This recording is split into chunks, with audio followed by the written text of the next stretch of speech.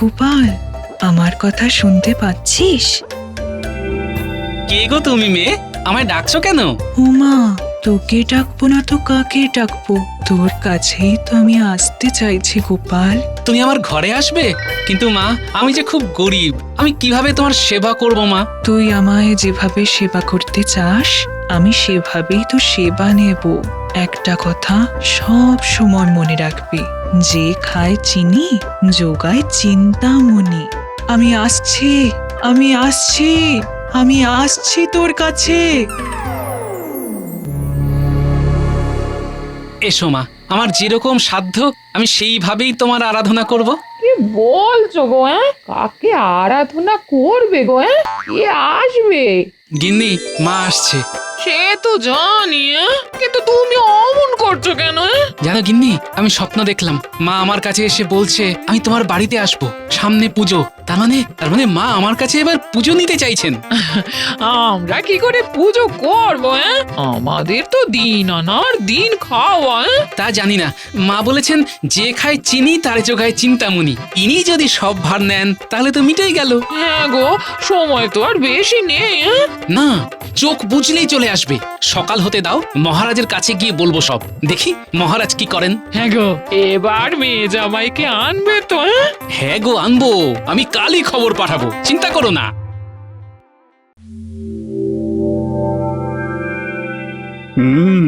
আজ সকালে ঘুম থেকে উঠে মনটা কেমন ফুরফুরে হয়ে গেল। কেন মহারাজ?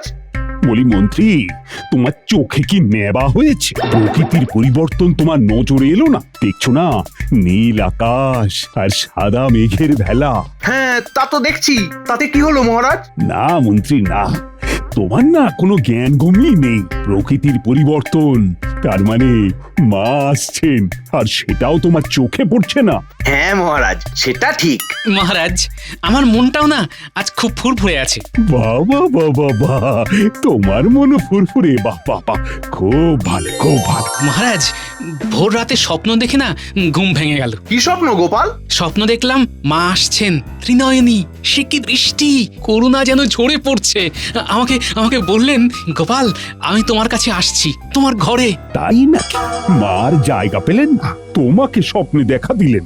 বাবা, হে, মহারাজ মাথার উপরে আছে, তারপরে আমি আছি, সেনাপতি আছে, এত সব লোককে ছেড়ে মা তোমার কাছে এলো। কি করব মন্ত্রী মশাই, যদি মা তার সন্তানের ঘরে আসতে চেয়ে আগাম স্বপ্নে জানিয়ে দেন, তবে আমি কি করব? বইছে বুকে গরম রক্ত। গোপাল মায়ের চরম ভক্ত। তাহলে গোপাল, তোমার ওই ভাঙা বাড়িতে মা আসছে। ভালো, তুমি চেয়ে নিও। জানো তো, না চাইলে কেউ কিন্তু কিচ্ছু দেয় না। আর এই মায়ের বাহানা করে আমাদের কাছে কিছু চেয়েও না, আগে থেকে বলে দিলাম। আপনাদের কারো কাছে কিচ্ছু চাইবার নেই, শুধু একটা কথাই বলার আছে। মায়ের যে পুজো আসছে, ওই পুজোর দিনে আপনারা সবাই আমার ঘরে মায়ের পুজোয় আসবেন। তোমার সাহস তো কম নয়। তুমি মহারাজের মহাপুজো ছেড়ে আমাদের তোমার পুজোয় যেতে বলছো? মহারাজ, মহারাজ শুনুন, আপনার প্রিয় গোপালের কথা শুনুন। গোপাল আপনার সমকক্ষ হতে চায়। গোপাল, এই ছিল তোমার মনে? তুমি তো নিজেই কপোলতখিন, এর মধ্যে তুমি করবে মহাপুজো? তা কি করে করবে? মহারাজ, আমি একটা কথাই জানি, যে খায় চিনি তারে যোগায় চিন্তামণি। তাহলে ওই চিন্তামণির খোঁজেই যাও। ওই চিন্তামণির খোঁজে আমাকে যেতে হবে না মন্ত্রী মশাই, চিন্তামণিই আমাকে খুঁজে নেবে। বাবা, এত বড় কথা! চিন্তামণি তোমাকে খুঁজে নেব, তার মানে তুমি আমাদের সকলের চেয়ে বড় ভক্ত, কি তাই তো? মহারাজ, বড় ছোট বলতে পারবো না, শুধু এটুকু বলতে পারি মা আমাকে স্বপ্নে দেখা দিয়ে বলেছেন তোমার কোনো চিন্তা নেই। এই এই তোমার এই ঔদ্ধত্য আমি একেবারেই বরদাস্ত করব না। তুমি তুমি এখন আসতে পারো। আসতে পারি মানে? তুমি এত বোঝো আর এটা বুঝতে পারলে না যে তুমি এখন আসতে পারো মানে তুমি বরখাস্ত হলে? যাও যাও, দেখো কোন চিন্তামণি তোমাকে বাঁচায়। তাহলে আমি আসি মহারাজ, প্রণাম নেবেন। যাবার আগে একবার রানীমার সাথে দেখা করার অনুমতি দেবেন মহারাজ। ঠিক আছে, তোমাকে শেষবারের মতো রানীমার সাথে দেখা করার অনুমতি দিলাম। আর একটা কথা কান খুলে শুনে রাখো, পুজো হয়ে গেলে এই কৃষ্ণনগর থেকে তুমি চিরকালের মতো চলে যাবে। মনে থাকবে মহারাজ। মহারাজ, গোপালের এই কাজ মোটেও সমর্থনযোগ্য নয়। আমরা সবাই পড়ে রইলাম আর মা স্বপ্ন দিতে গেল কিনা গোপালকে। কি জানি মা যে কখন কার পেছনে দাঁড়ায়, মায়ের লীলা বোঝা বড় দায়।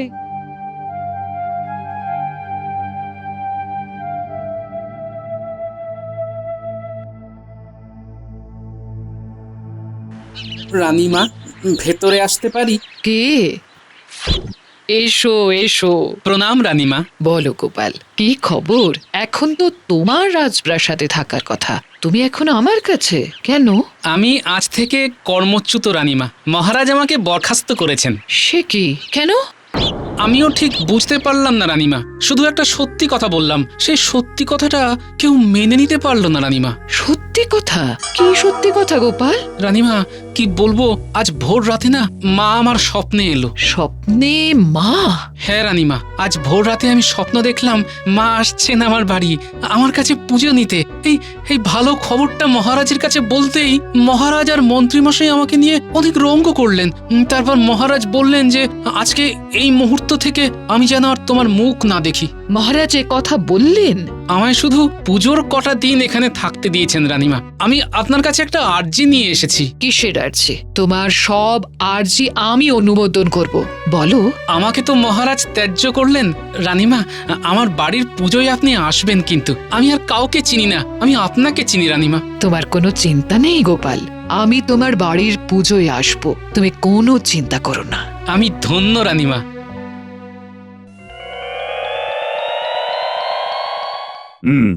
তাহলে এবার আমাদের রাজবাড়ির পুজো নিয়ে আলোচনা হোক। মানে পুজো তো এসে গেল, অমন্ত্রী পুজো নিয়ে কিছু ভাবলে? ভাবার আর কিছুই অবশিষ্ট নেই, সব কাজ তো প্রায় শেষ। কাজ তো শুরুই হলো না, এর মধ্যে শেষ হয়ে গেল। কিছু কিছু কাজ শুরু হওয়ার সাথে সাথেই শেষ হয়ে যায়। এই যে মন্ত্রী, তোমার ভুলভাল কথা থামাও তো। যেটা বললাম সেটা শুধু মাথায় রাখো। এবারে কিন্তু গোপাল নেই, আর গোপাল নেই যখন তোমাকে অনেক দায়িত্ব নিতে হবে। ঠিক আছে মহারাজ, আমি সব কাজ একা হাতে সামলে নেব। আপনি দেখবেন এবারের পুজো সবচেয়ে ভালোভাবে হবে।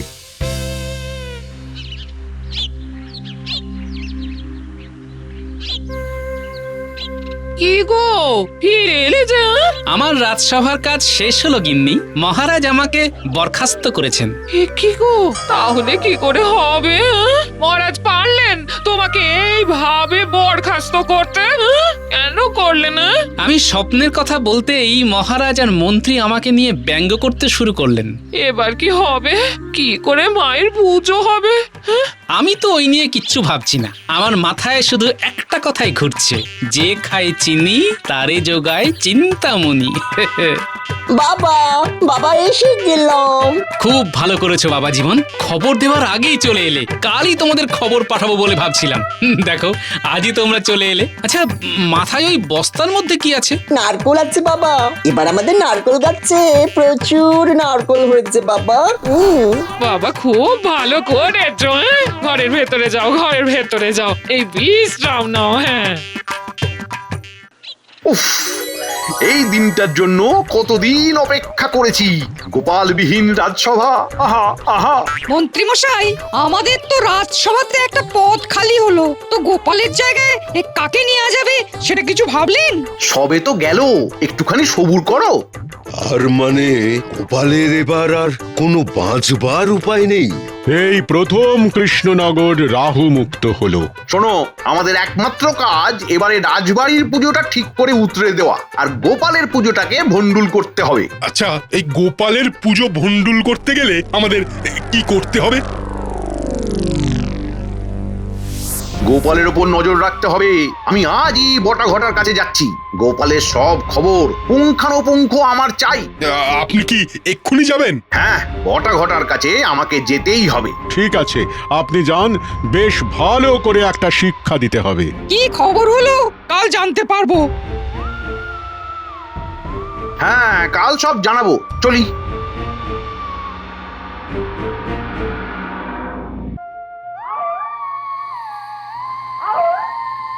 বলুন মন্ত্রী মশাই, এত রাতে কি ব্যাপার?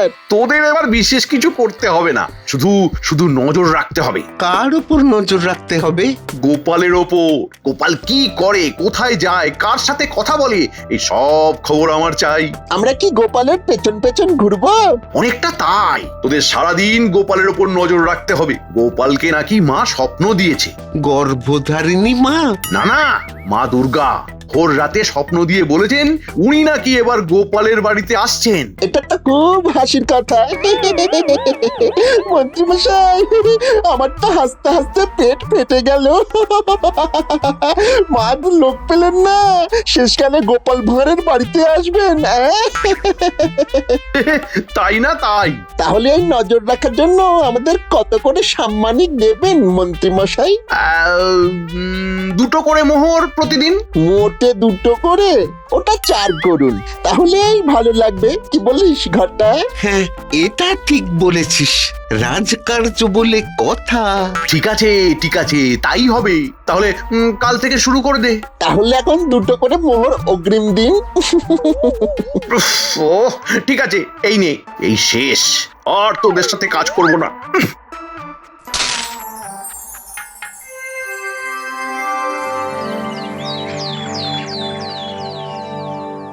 বাবা, আমার খুব পছন্দ ডাকের সাজের ঠাকুর। চোখ দুটো টানাও টানাও, দেখলেই না কেমন ভক্তি আসে।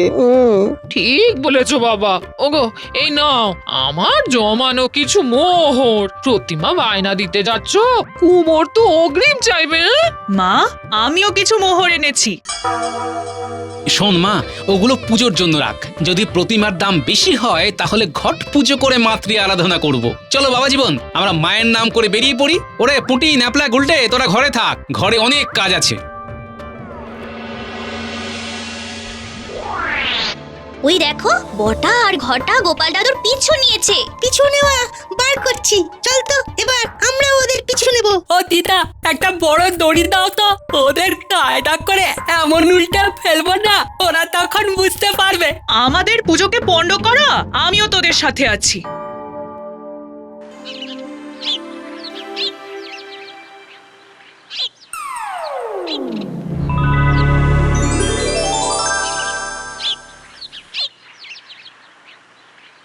হ্যাঁ গো, ভালো মানুষের ছেলে, তোমরা আমায় একটা ঠিকানা বলে দেবে? উফ, আমরা এখন খুব ব্যস্ত, কাজে আছি, এক মুহূর্ত চোখ সরানোর উপায় নেই। তবু বললো, গোপাল ভাঁড়ের বাড়িটা কোথায় একটু বলতে পারবে?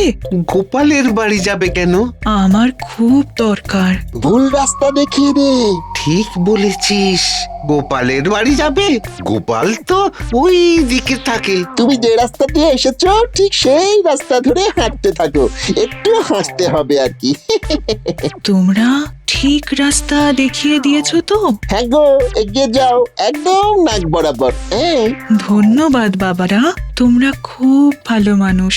সেটা তো আমরা জানি যে আমরা ভালো মানুষ। চলি গো।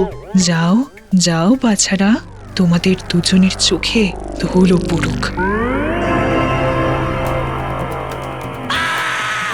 এই ঘটা, চোখে যেন কি পড়লো রে? উরি বাবা! আমারও পড়লো। ও রে বাবা রে, কি কি কি কর কর করছে? যারা অপরের ক্ষতি করতে চায় তাদের এই অবস্থাই হয়। থাক থাক এই অবস্থায়। কিছু শুনলি? ওরে ওরে, আমাদের মা শিক্ষা দিয়ে গেলেন। মা, মাগো আমাদের অপরাধ ক্ষমা করো মা, মাগো ক্ষমা করো। তোদের সব অপরাধ ক্ষমা করে দেব। গোপালের পা ধরে ক্ষমা চা, আর গোপালের বাড়িতে আমার পুজোয় তোরা হাত লাগা। গোপাল এক্ষুনি আসছে, গোপালের কাছে ক্ষমা চা, দেখবি চোখের সব জ্বালা কমে যাবে। এই দেখে যা, দেখে যা, বটা ঘটা কি অবস্থায় আছে দেখ। এই, তোমরা কি দুজনে এখানে দাঁড়িয়ে দাঁড়িয়ে কানামাছি খেলছো? আমরা গোপাল দাদার ক্ষতি করতে চেয়েছিলাম।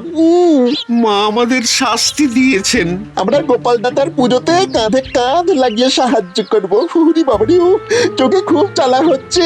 গোপাল দাদা কোথায়? ওই তো বাবা আসছে। কিরে, এখানে সবাই দাঁড়িয়ে কি করছিস? আরে গুলটে, তোর হাতে দড়ি কেন? গোপাল দাদু, তুমি আর দাদা বাবু দুজন মিলে যখন কুমোরের কাছে ঠাকুর বায়না দিতে যাচ্ছিলে তখন এরা লুকিয়ে তোমাদের পিছু নিচ্ছিল। তখন গুলটে বলল একটা দড়ি দিয়ে বাঁধবো, তাই হাতে দড়ি। গোপাল দাদা, তুমি আমাদের ক্ষমা করো, মা আমাদের খুব শিক্ষা দিয়েছেন। আমাদের চৈতন্য হয়েছে, আমরা আর কারো ক্ষতি করব না। মন্ত্রীমশাই আমাদের দিয়ে খারাপ কাজ করাতে যাচ্ছিল, মা যার কাছে বাঁধা পড়েছে তার ক্ষতি করে এমন সাধ্য কার আছে? আমাদের ক্ষমা করে দাও। চোখে অসহ্য যন্ত্রণা হচ্ছে, তুমি ক্ষমা না করলে আমাদের এই চোখের যন্ত্রণা কমবে না। তোমার পুজোয় বাঁশপোতা থেকে বিসর্জন অবধি আমরা তোমার সঙ্গে ছায়ার মতো আছি। আমি তোমাদের ক্ষমা করলাম। এই ঘরটা এই দেখতে পাচ্ছি রে। আমিও। গোপাল দাদা চলো, আজ থেকে তোমার বাড়ি হলো আমাদের ঠিকানা। দাঁড়া, তার আগে একটা কাজ আছে। আগাম যে মোহরগুলো নিয়েছিলাম সেগুলো মন্ত্রীমশাইয়ের হাতে ফিরিয়ে দেব। তুই যা, আমি গোপাল দাদার সাথে যাই, পুজোর কাজ শুরু করে দি। ঠিক আছে, আমি রাজসভায় গিয়ে রাজামশাইয়ের সামনে মন্ত্রীমশাইয়ের হাতে এই 4টে মোহর ফেরত দিয়ে গোপাল দাদার বাড়িতে আসছি, কেমন? ঠিক আছে, যা তাড়াতাড়ি আয়, মায়ের মণ্ডপটা বাঁধতে হবে না? ওটা কি আমার আর জামাইয়ের দ্বারা হবে বলতো? এই আমি ছুটে যাচ্ছি আর দৌড়ে আসছি। প্রতিমা পছন্দ হয়ে গেছে রে। আরে কুমোর তো যত সামান্য মজুরি নিল, বুঝলি? সব মায়ের ইচ্ছে। স্বপ্নাদেশ যখন দিয়েছেন তখন উনি সব করিয়ে নেবেন। তা বলে আমাদের হাত গুটিয়ে বসে থাকলে চলবে না। চলো সব।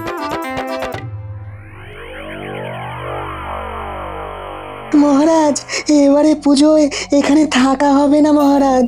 আমিও মহারাজ পুজোয় থাকবো না, আমি একটু নির্জনে নিরালায় বসে কাব্য চর্চা করব। সে কি, তো তোমরা না থাকলে আমার পুজোটা যে মলিন হয়ে যাবে। যেহেতু গোপাল নেই সেহেতু তোমাদেরও থাকতে সমস্যা হচ্ছে, তাই না বিজ্ঞানী? আপনি এতক্ষণে আসল কথাটা বলেছেন মন্ত্রীমশাই।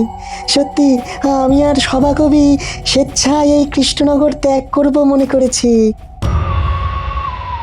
মন্ত্রীমশাই, বটা আপনার সাথে দেখা করতে চায়। বটা একা এলো কেন? কি আবার হলো রে বাবা? ঠিক আছে, পাঠিয়ে দাও। আচ্ছা, বিজ্ঞানী আর সভাকবি আমার পুজোয় থাকতে চায় না, তা আর কে থাকতে চায় না? রাজ জ্যোতিষী? আপনি নিশ্চিন্তে থাকুন মহারাজ, আমি আপনার মহাপূজায় আছি। আমিও আছি মহারাজ। আমি ওই পুজো যাতে সুন্দরভাবে সুসম্পন্ন হয় তার জন্য তৎপর থাকবো। বল, কি প্রয়োজন বল। আপনি গোপালের উপর নজরদারি করার জন্য আমাদের দুজনকে যে আগাম মোহর দিয়েছিলেন না, সেটা ফেরত দিতে এসেছি। এই নিন। আমরা এই পাপ কাজ আর করব না মহারাজ। গোপাল দাদা সত্যি মায়ের আশীর্বাদ পেয়েছে। আমরা আজ থেকে গোপাল দাদার সাথে গোপাল দাদার বাড়িতে থেকে গোপাল দাদার পুজোতে আনন্দ করব। এর মানেটা কি হলো? মানেটা হলো আমরা দুজন আর আপনার সাথে নেই।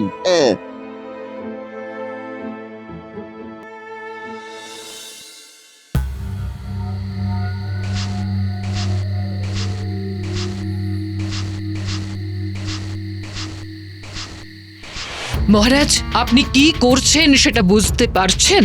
না না না, আমি বুঝতেও চাই না। তার মানে আপনি আপনার ভুল স্বীকার করবেন না? কিসের ভুল? মহারাজ কৃষ্ণচন্দ্র কোনো ভুল করে না। এটা আপনার অহংকার। আমি রাজা, আর রাজার অহংকার থাকবে, এটাই তো স্বাভাবিক। অহংকার পতনের মূল, এটাও জানবেন মহারাজ। মানে একটা ভাঁড়ের কাছে আমি হেরে যাব? আপনি এটাকে যুদ্ধ হিসেবে নিচ্ছেন। আদৌ এটা যুদ্ধ নয় মহারাজ। রানী, এই বিষয়ে আর কোনো কথা এই মুহূর্তে আমার আর ভালো লাগছে না। ঠিক আছে, আমি চুপ করলাম আজকের মতো। কাল থেকে আবার আপনাকে অনুরোধ করব, আপনার এই মিথ্যে অহংকার ত্যাগ করুন মহারাজ।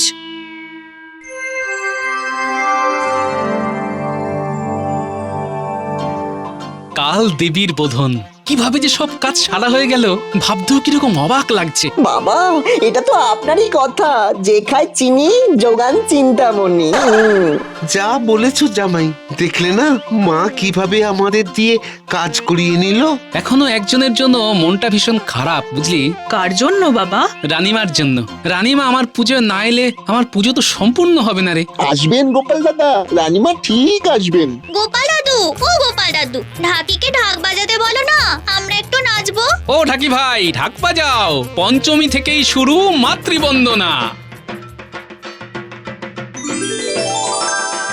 আরে কি সৌভাগ্য রানীমা, আমার ঘরে পায়ের ধুলো দিয়েছেন। এটা এখন মাতৃ মন্দির গোপাল, আমি এসে গেছি। তোমার এই পুজোটাতেই আমি প্রাণের ছোঁয়া পেয়েছি গোপাল। আসুন আসুন রানীমা, আসুন। হ্যাঁ, ওরে বাজা।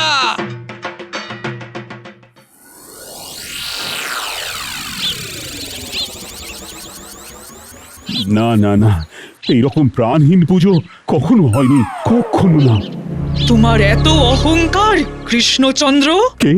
আমি ভালো করে চেয়ে দেখো, আমি তোমার এখানে শুধু মাটির মূর্তি, যাতে প্রাণ নেই। তুমি কিছু স্তাবক নিয়ে বসে আছো, যারা তোমার সুখের বন্ধু। তোমার দুঃখে তারা তোমার কাছে থাকবে না। ভাবো ভাবো কৃষ্ণচন্দ্র, ভাবো। আমি বুঝেছি মা। মন্ত্রী, সেনাপতি, সবাই চলো চলো। কোথায় যাবেন মহারাজ? গোপালের বাড়ি।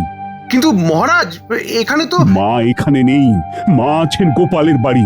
মা মা আমার কাছে এসেছিলেন। মা, মা গো, আমায় তুমি ক্ষমা করো, আমি বুঝতে পারিনি, অহংকারেতে মত্ত ছিলাম। রানী, রানী তুমি ঠিক, আমি ভুল। গোপাল, ও গোপাল, তুমি আমার কাছে এসো, তুমি তুমি আমায় ক্ষমা করো। আপনি মহারাজ, আমি সামান্য একজন মানুষ, আমার কাছে ক্ষমা চাইবেন না মহারাজ। মা এবারে এলেন, সব হিংসা ছেড়ে এবার আমরা মেতে উঠি মায়ের আবাহনে। জয় মা দুর্গা, দুর্গতি নাশিনী, সব বিপদ থেকে আমাদের সব প্রজাদের তুমি রক্ষা করো মা। জয় মা, জয় মা দুর্গা।